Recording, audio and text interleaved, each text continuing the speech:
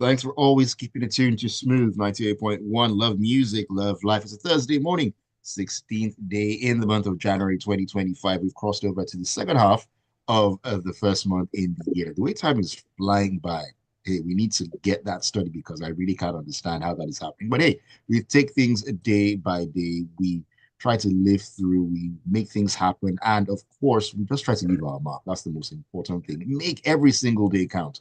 It's the Smooth Breakfast. My name is Ayokunmi. Time to get into the world of entertainment, where we talk about all the stories making the rounds, all the gist, and of course, we spill a little bit of tea here and there. And in some cases, we break tables as well. And we always look forward to you also joining us to share in the thoughts.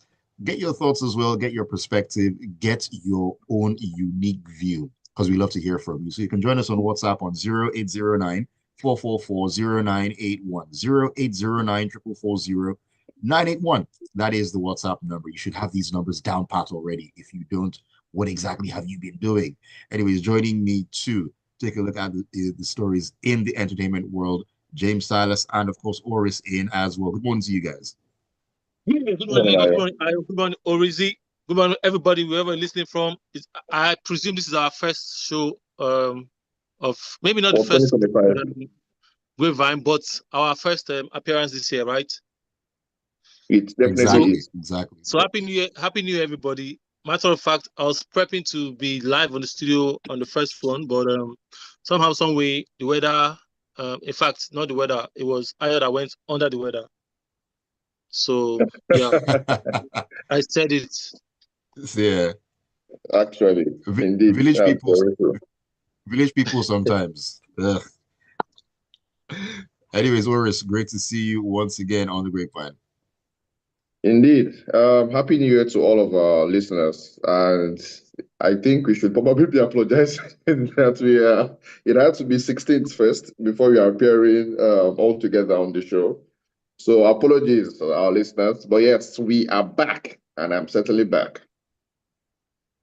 Indeed, great to see that the trio is back in on the grapevine, and of course that means that fireworks are going to be flying all over the place. Talking about fireworks, James, I need to start on this particular note because I've been seeing stories left and right going, and I need a better understanding of what has been going on between Spyro and Ubi Franklin. Recently we've had different people having backs and forths trading words here and then. It seems like trading words seems to be what is in vogue right now. This person has beef with this person and all the shindig. But what exactly is happening right here between Ibi Franklin and Spyro?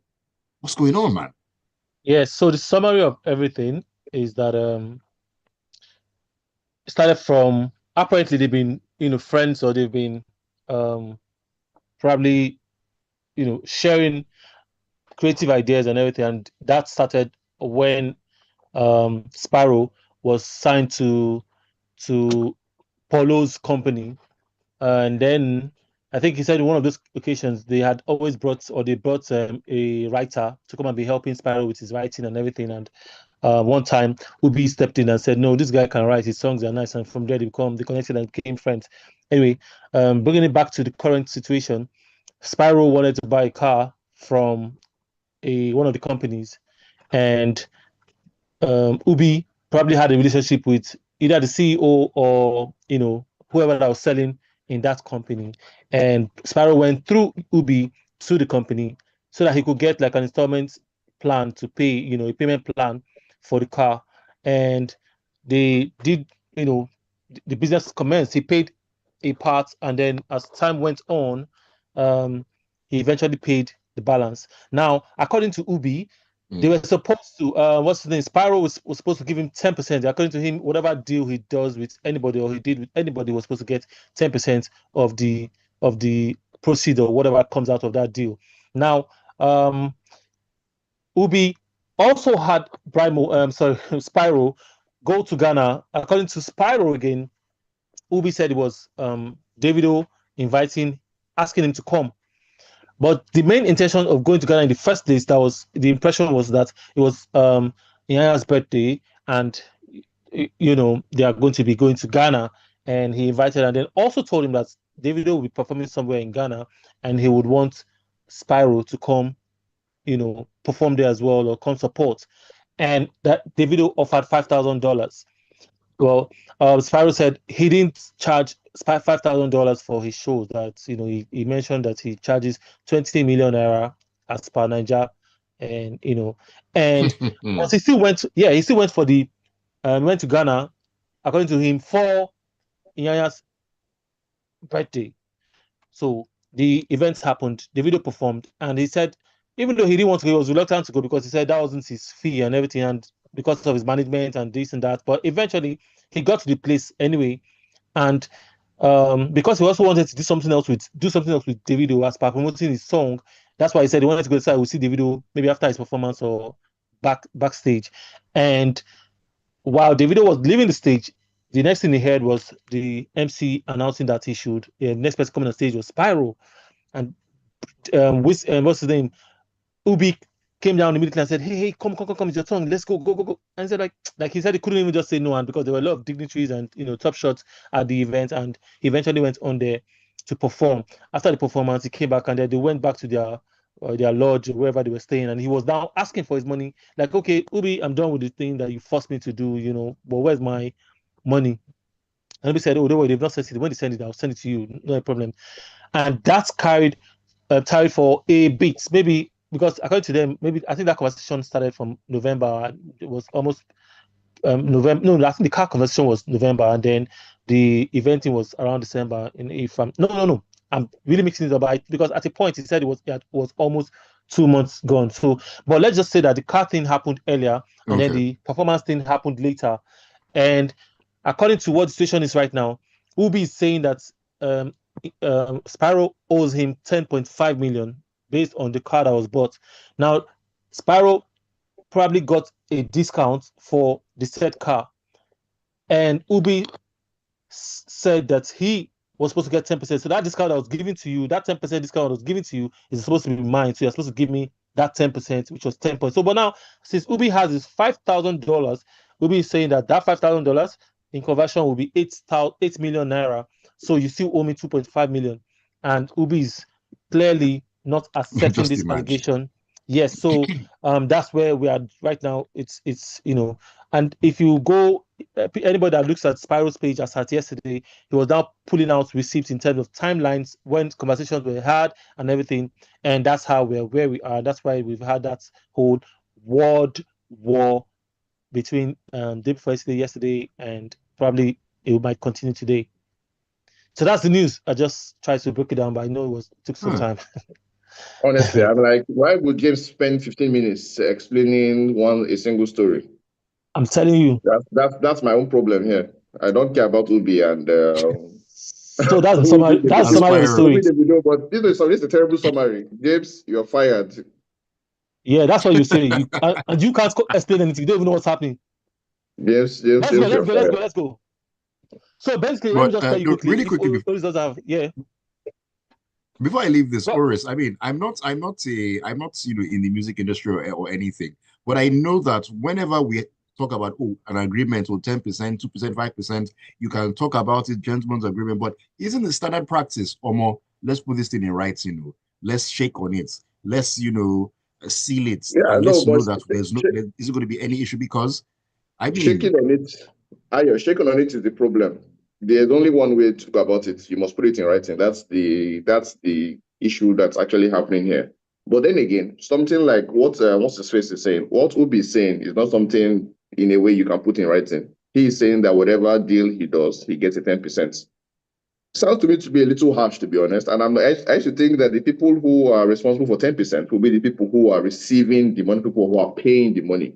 But I guess in Ubi's own whatever, it's the other way around, because in this case, he's dragging Spyro rather than the car companies. So I'm not quite sure how that works out, but I mean, I guess it's their business. But let's not forget again that part of Ubi's anger is that over the years, he's been dragged into certain situations and he's not really defending himself. And he's saying that this year, things are going to change.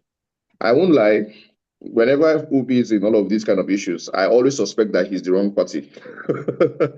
And frankly, that's because of what has happened in the past.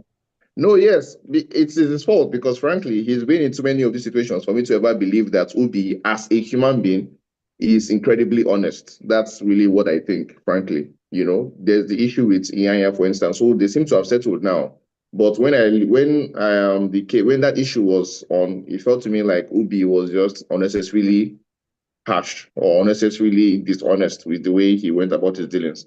So I can't really think about him, frankly, as somebody who deserves, I don't know, the public's favor. Frankly, I really can't think of Ubi like that. But hopefully, I mean, I guess we'll find out what happens at the end. But for me, Ubi Franklin is guilty. That is the way it is to me. But Okay, yes, we so spent much time on this story. always for what you have said anyway. I think we should move on to the next story. But however, I just want us to know that yes, it's true that there should always be a contract, so to speak. And Ubi is a lawyer; he should know better. So whoever you're dealing with, if you know if you've been having some of stories, allegations every other time, then maybe it's just time for you to be more vocal or more clear with your contract or dealings with people, because you cannot come up now and just be saying that, oh, because you're owing me 10.5 million. Why? Maybe you probably should have said it already that we are going to do this deal. This is what it is. And remember, you're owing me 10, but not after the guy started calling you out and started asking you over and over. Then you had that at the back of your mind and did not state it to the guy. And perhaps, like always said, the percentage was probably supposed to come from the company that you introduced a client to, not necessarily from the person that's buying. Because so what's the point of having you as a middleman to help me purchase Exactly. that car? If you are still going to charge, no, it's anyway. But like I said, Indeed. Indeed. Ubi has always struck me as a good guy, but that's my personal belief. I don't know him personally anyway. Well, we'll see. The truth will come out eventually. Let's take a quick break right now. When we come back in, we'll talk about Dotson, who has been speaking about music. I know we've talked about this particular issue somehow before, and we need to raise it once again. This is the Grapevine on the Smooth Breakfast right here on Smooth 98.1. Keep it tuned.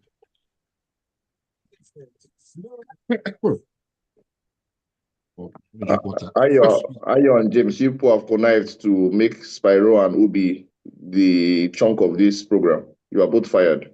No, it's what it is, my brother. That's one of the biggest stories in it. So you just come in and we not talk about shine your eyes now.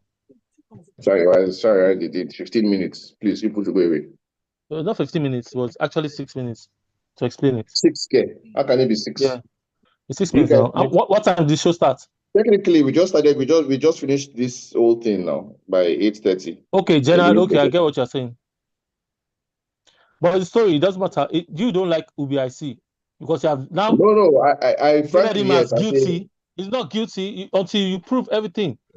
Did you see that? Did you yes, watch the but like interview? I said, no. Now I've said that he's been in this situation so many times in the past, and frankly, almost on each occasion, when you listen to both sides, he's the person who comes off as being either high-handed or dishonest. So when he's shouting, I'm just like, I'm sorry, my guy, I can't take you seriously. Once I even listened to his own beat first before I even knew about Spyro's own. But just even watching Spyro's when So I'm it's like, basically actually, Spyro looks like he might be right. so basically for Ubi, it's like a habit, more or less. Yeah, I don't think he's a good person. That's my personal belief. I don't know him personally, but from just listening to all of this over the years, I don't think he's a good guy at I all. mean, I know him personally, and I feel like he's just been a smart businessman. He might not favor the other party, but he's just being a smart business. Because he's a lawyer as well. He knows. That's why if you talk about that Nyanya thing, Ubi had receipts, he had papers, he had everything, he kept everything. He's a lawyer, so lawyers are smart people. When it That comes to has business, if nothing you to don't do know, you with don't know. anything. That has nothing to do with anything. It When he was does. showing the All right, documents guys. All on right. that, anyway, we cannot. We're going back. All right, welcome back to the Grapevine on a Thursday morning on the Smooth Breakfast on Smooth 98.1. Love music, love life. We love entertainment, and we love to have great conversation as well. Ayokunmi here. It's 33 minutes past 8 a.m. Welcome along to the ride with us. You can share your thoughts on WhatsApp because we love to hear from you. The number is 0809 The number hasn't changed, 0809 That is the WhatsApp number. Also join us on YouTube. We're streaming live at Smooth 981 FM Lagos. Smooth 981 FM Lagos. James and Oris are still with me on this one. Welcome back, guys. Yes, thank you, Ayo. We're here. Okay. All right. Let's talk about Dotson. I mentioned this before we went on that break, and I need to bring this up again. Now, he raised concerns over the dwindling longevity of contemporary music, attributing the trend to an oversaturated market driven by haste and a fixation on streaming numbers. And he said that most songs made in the last 5 years, they lack staying power. And it's not because they aren't good enough, but the market is oversaturated with tracks that are made a bit too quickly. So basically, it's become a race to be heard, a numbers game rather than a focus on value. I mean, does Dotson have a leg to stand on here? Because I know we've talked about this particular issue before about, certain songs made 5, 6, 7 years ago, but they just do not have that appeal in a couple of years in the present. Is that a fact? And has this whole issue of streaming numbers, you need to get the numbers up, has it overtaken the actual value when it comes to making good music from a Nigerian point of view, anyway? Okay. I James, you want to go No, first? go ahead, go ahead, go ahead, go ahead. Okay. I think that there is a very rosy way some of us look at this issue of what stays or what doesn't stay long. Honestly, it comes down to a lot of it rather comes down to a business decision. Is it the case that your company that is responsible for releasing your music can keep promoting you for the next 20 or 30 or 50 years? If that's possible, there's a very, very good chance that you will survive. And if your company dies tomorrow, no matter how great your music is today, nobody's going to hear it. Nobody's going to hear it anymore. So I think we think of these things too much as, you make good music, whatever that means, and so you will survive. It is really, really not true. And anyway, how do you define it? By when you say stay in power, do you mean songs that are about politics, songs that are about sex, songs that are about love, songs that are about romance? What exactly do you mean by that? Frankly, the songs that are about, look at a song like Pop Pop Pop Pop Pop Champagne, the song by is it Dr. Seed or one of these guys? That Dr. C. song for every time from now till the next 50 years that you need some kind of celebratory music, people who remember it will play it. You understand? And it's not the best written song ever made. It just simply says something about a particular time. And if that time comes up again, it will get played. It's like, what's her name? Mariah Carey's All I Want for Christmas. If there is Christmas, someone's going to play that Right, song. It's right. just how it works. So it doesn't mean that the song is one particularly, although that's a very well written song. Let me not lie. That song is actually well written. But I'm saying that there are a lot of songs that really don't have, if you're thinking about on the level of lyrical content, they probably don't deserve to live, but they will because for some reason somebody is interested in keeping it alive in a business manner. So if the song is a hit this year, there's a very good chance that it will make sense to people who were alive to listen to it this particular year, as long as the company who released that song or the artist has some kind of, what's the word now, impetus to keep promoting it for the next God knows how long. So that's how it works. So Dotto is a little bit naive, being naive by saying stay in power. I don't even know what that means. Yeah, I mean, Yes. in addition to James. what Oris has said, the fact is, these days people care more about numbers than even the value of music, which is why, and I think it's as simple as a lot of songs that have been released, like you said, the past 5 years may not stand the test of time. Probably has not even stood the test of time. We just can't. We think about 5 years ago, what songs were popping 5 years ago.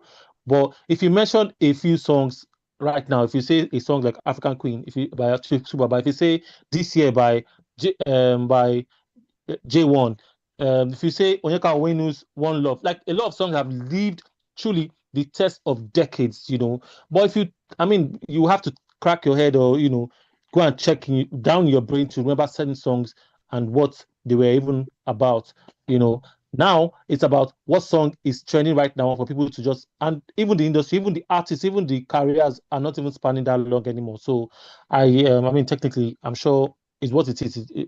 There's no lies in what has been said as far as I'm concerned.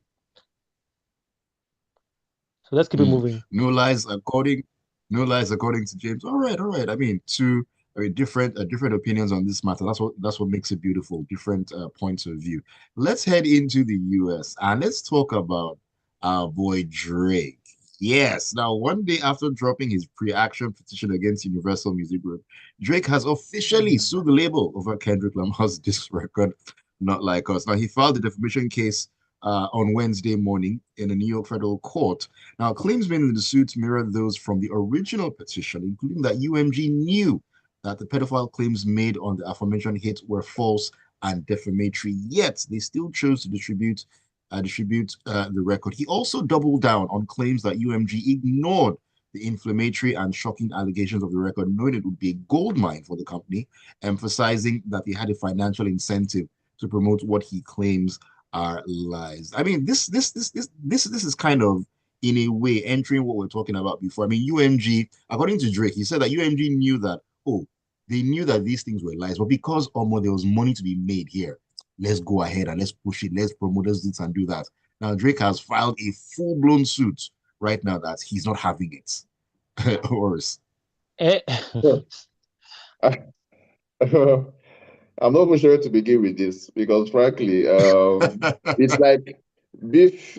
Beef has always been something that's between two artists. Drake is making it a corporate matter now. I think this is probably the very first time where it feels like this is happening. And to be honest, Drake has had his own issues of his own beef, whatever, back in the day. But I guess, anyway, to be fair, there is something about this one that is a little bit, what's the word now? Right, it's a little bit too much for Drake to just, say, hey, this is fair in a rap beef. I guess the whole idea of being called a pedophile potentially on the Super Bowl kind of like is making him really, really angry. And it's like, you know what, how can I stop this from happening? Because that's what I'm thinking in my head, that it's not about stopping the music now. It's about preventing it from spreading too much. And if Kendrick does rap this song at the Super Bowl, I think that's going to be a little bit tricky, frankly. So maybe that's actually what's happening here. Like Drake's own plan is, okay, how can I stop this from happening? And in a way, I think it's both lucky and unlucky.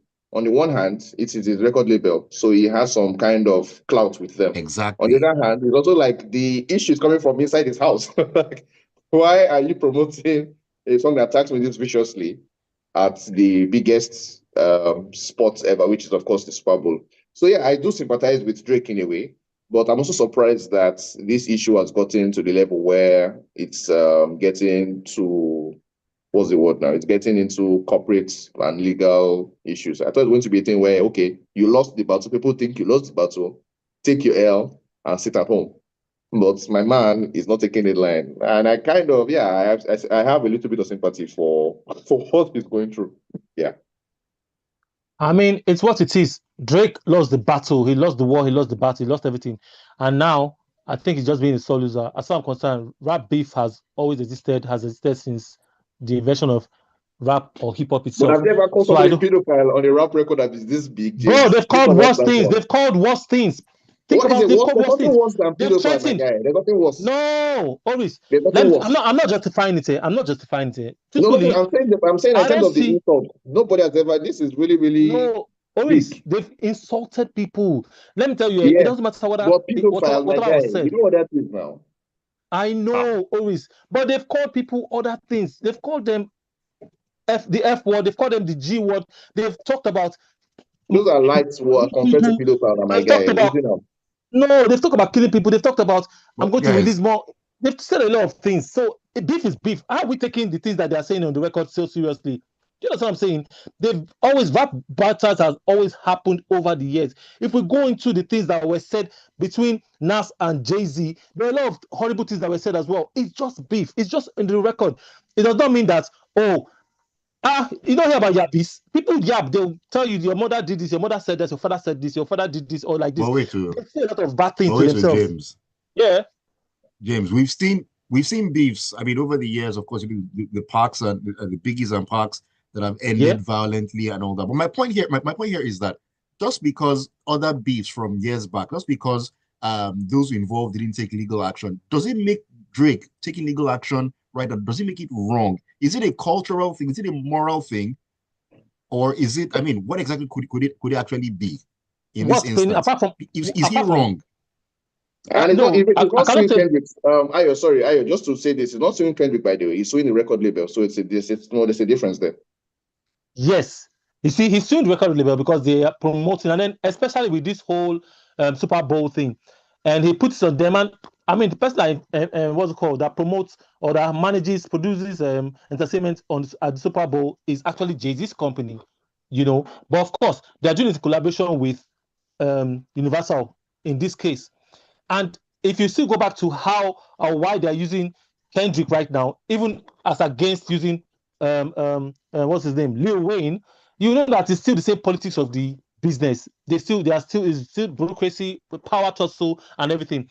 But what's really paining this guy now, and this is the biggest performance of the year, or I mean one of the biggest performances that will happen in the year. It's the most everybody's watching, he doesn't even know what songs Kendrick might be performing. But of course, he has to raise dust now, just in case before any nonsense. Kendrick has used this song to win best rapper or best rap song of the year. He has used it to win a lot of awards from last year and everything. And there's a possibility that he might get this attention this time around. So, and he doesn't want that. And because, hey, look, this is like more or less, you've killed Drake's career. Because what's Drake going to say after this? Even your last beef, Drake is still trying to find it. He still hasn't survived it. But like I said, the beef on record is the beef. Beef is beef. You can't say anything. We are quarreling. Nobody's thinking about what to say. They just look for the ways that they're going to use to hurt you. And sometimes it's too much.